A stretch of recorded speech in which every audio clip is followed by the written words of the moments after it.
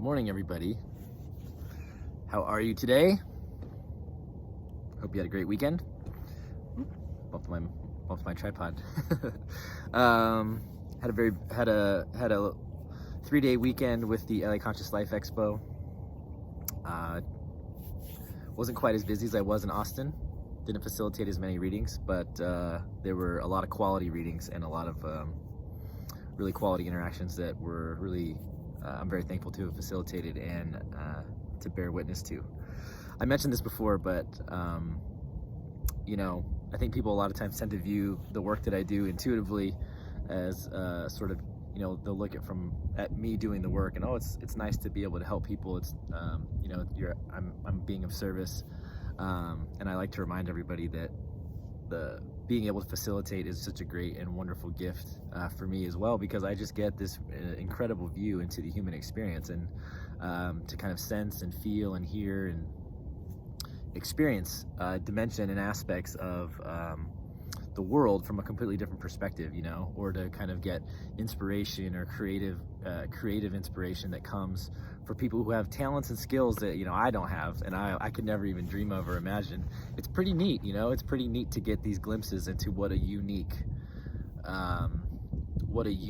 collection of souls that we are here on this planet, doing what we're doing day in and day out, here to live, breathe, and experience, to learn, to grow, evolve, and to create what we were sort of born to create. So in the spirit of that theme of everybody is here doing and sharing and being sort of exactly what they came to be, do, share, and create here, last week we talked about intentionality, right? Last week was a good time to set an intention, an overarching intention for not only the week, but really the year, as we looked ahead as to what kind of growth and what is it? What intention are we looking to sort of move through the world with? And I shared that for many years now, my spiritual practice has revolved around seeking truth, seeking love, and seeking wisdom for its own sake, and just kind of allowing whatever is meant to come for me to follow after that. And that's why every day in my meditation I ask, what do I most need to hear today for my highest good? It's the reason why when the client or the person I'm sitting with in a reading, when they're agreeable, or if I convince them that we start with that question, what do I need to hear today for my highest good, my highest spiritual good? We lead with that question, and we let that question sort of drive the inquiry and the information that's going to come through, so that we can live a life that revolves around our spiritual truth, our spiritual growth, and recognize that when we address those things that we've come to learn and express and grow in a spiritual sense, that the external world, the life outside of us, our sort of exterior experience, shifts and kind of morphs based on that very fundamental work that we do at the level of energy and the level of consciousness. So we talked about intention, and the next step, and this is very fitting that it came through today when I meditated and asked, what do we want to talk about and bring through for the collective today? What does the collective need to hear for its highest good? What came through is about energetic alignment and energetic integrity. And to paint a simple analogy for you, or to use a simple analogy to kind of demonstrate to me what it means to be in energetic integrity or in energetic alignment.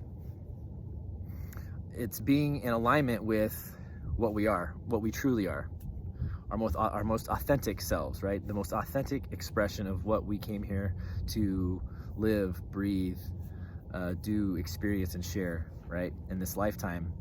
And we know that that's a bit of a quest. The first book that I wrote, Awakening Soul Force, A Practical Guide to Awakening the Truth Within, is about my journey of all the tools and the modalities and the experiences and the ups and downs of life and the ins and outs of learning spiritual, traditions and concepts and ideas, applying them and finding my way into rediscovering or uncovering what I think is a really honest and truthful expression. And that's still ongoing, right? It's not that that process is not complete. I'm not sure it ever is.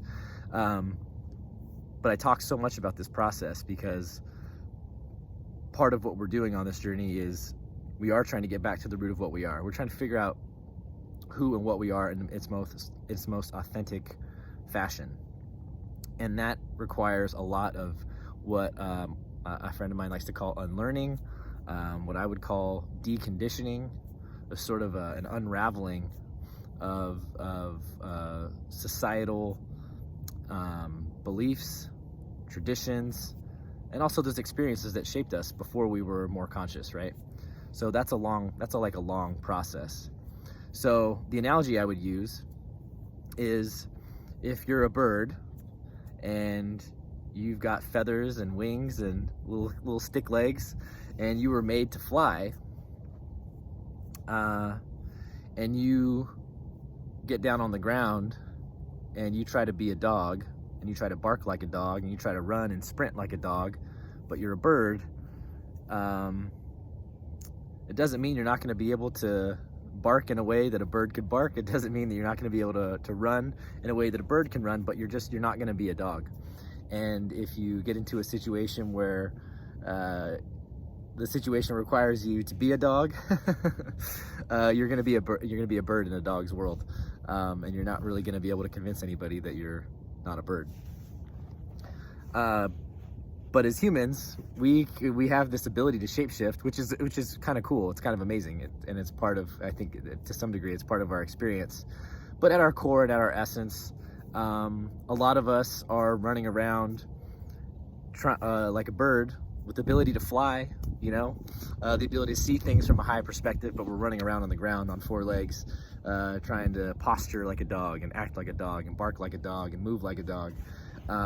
And that's just that's just one dimension. That's one other character, that's one characteristic. That's one manifestation of what life looks like. Of course, there's more than just birds. There's all kinds of birds, and there's rabbits, and there's foxes, which is close to a dog, but it's, it's not quite the same thing. You've got cows, you've got horses, you've got all kinds of different animals, right? So what does it mean to be in energetic alignment or in energetic integrity? It's in this process of us doing this work of getting back to the core of who and what we are in our most authentic way. If we're doing the work to sort of release and let go of patterning and conditioning and tradition, or traumas that are shaping the way that we move through the world, if we're working to sort of know and understand what those are, bring those to our awareness so we can see them for what they are, that they're not actually us, they're not part of us, right? They're experiences that we've had, they're ideas, they're beliefs that maybe we've adopted and integrated and allowed to guide our lives, but at the end of the day, that is not who and what we truly are. And to get down to who and what we truly are, it takes someone willing to let go of all those things, someone willing to look at that stuff honestly, to be with themselves in stillness and in meditation. In my opinion, I think it's a crucial component of this, and really asking those questions of who am I, what was I made for, what am I made for, what are my gifts, what are my talents, what am I here to express, regardless of what all those other things say. So whatever your past experiences say, whatever your societal conditioning says, whatever your religious traditions tell you, even whatever your life experiences have told you about who you should be, based on the way maybe people treat us, or experiences that we've had.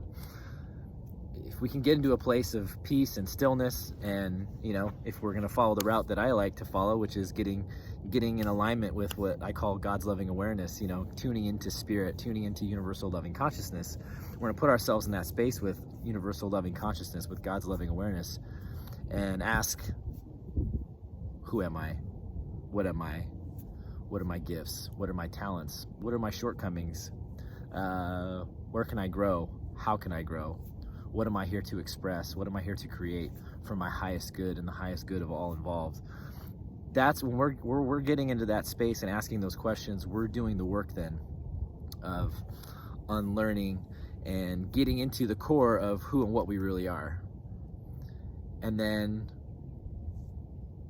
for us to step into energetic alignment, for us to step into sort of an authentic alignment, now we start to look at, okay, this is who I am. I'm a bird, I'm a fox, I'm a deer, I'm a horse. What are my gifts? What are my talents? What do I have to offer? Where can I grow? again, where are my shortcomings? What stuff is hard for me, because of who and what I am, and how can I, get better at that? Once we've got that understanding, well, then now we can start to move into the world and become more aware of, this is who I am, and now I'm going to take action that is in alignment with these things that I know about myself. And that's where the energetic alignment comes in. Last week we talked about intention. So this week, if we're getting in touch with who and what we are, and what's the divine expression that we've come to be and experience in this lifetime and in this world, as we move through the world, we can do a quick inventory and a check-in on ourselves every day and say, am I walking in alignment with the truth of who I am? So if my intention has been to seek truth and love and wisdom every single day, to live in alignment with what is truthful, what is loving, what is wise, well then, as I move through the day, then the question I'm constantly asking myself in each situation is, what is truthful? What is loving? What is wise? And am I taking action based on that? And of course, we're going to take instinctive action. We're going to take unconscious action. We're going to maybe sometimes be reactive. And that's when we have an opportunity to reflect and look back and say, okay, well, was that instinct? Was that reaction? Was it truthful? Was it loving? Was it wise? Was it authentic? And maybe sometimes we'll learn that the authentic part of ourselves maybe didn't align with that intention. And that's okay. That's not a good or a bad thing. It's just something to be aware of. It's part of what's going to help us learn and grow and evolve and understand, more about ourselves. But the reason why I like intentions is because it gives us sort of a baseline to work from.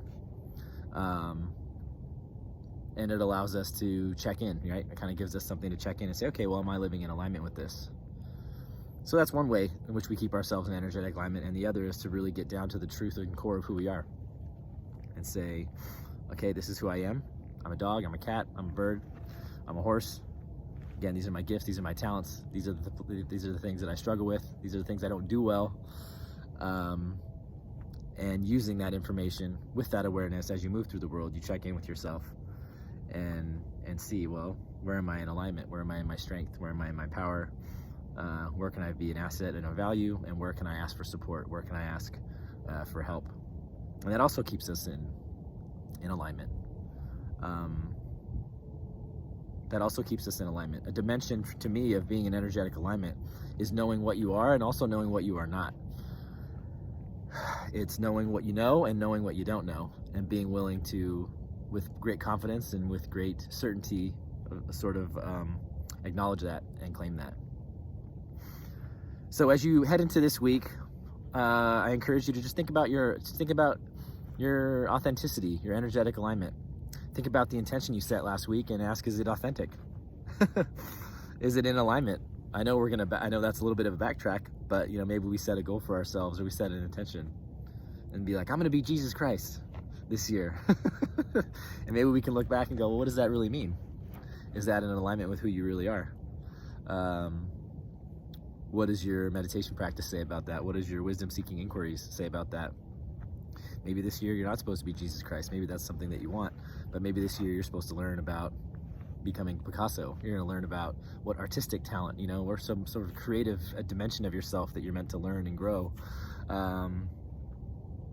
Maybe that's what's going on. And the only you can answer that, and only you can answer that in that space, that quiet, sacred, safe space where we we get still, we get into meditation, we connect to God, to our guides, to spirit. We ask, what do I need to know today for my highest spiritual good? Or, we ask, what intention serves my highest good moving forward for the week, for the month, for the year, and see what that is. But getting into that quiet, still space, I think we get to something closer to authentic and real than maybe what we might have imagined in our own kind of the human dimension of our mind. So there you have it, folks. Energetic alignment. Think about it this week. Reflect on it. Let me know your thoughts below, how that aligns with your intentions.